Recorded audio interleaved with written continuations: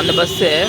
இன்னைக்கு நாள் எத்தனை? காசை மட்டும் வச்சு வாழக்கூடிய ஸ்கேன் பண்ணாத வாழ்க்கையில நாள் 15. மறக்காம ஃபாலோ பண்ணி சப்ஸ்கிரைப் பண்ணிக்கங்க. காலையில எந்திரிச்சதும் ஜோன் அவுட்டுக்கு போயிட்டேன். எந்திரிக்கும் போதே நல்ல மழை, அதனால பவர் ஆஃப் ஆயிடுச்சு.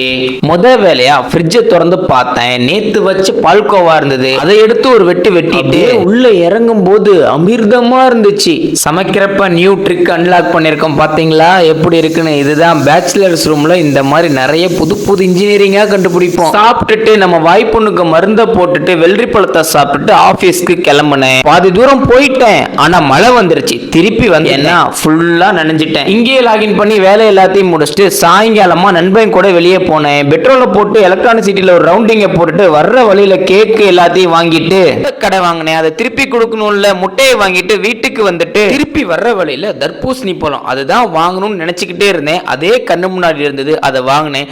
தர்பூசணி பழம்லாம் கடையில வாங்குவேன் நினைச்சு கூட பார்க்கல. ஒரு காலத்துல எவ்வளவு இருக்கும் வெயில்ல. நைட்டு வந்து பிரெட் ஆம்லெட்டை போட்டு சாப்பிட்டு தர்பூசணி பழத்தை வெட்டி சாப்பிட்டுக்கிட்டு இதய முரளி படத்தை பார்த்துட்டு டேவை முடிச்சுக்கிட்டேன். நாளைக்கு மீண்டும் சந்திப்போம். மறக்காம ஃபாலோ பண்ணி சப்போர்ட் பண்ணுங்க.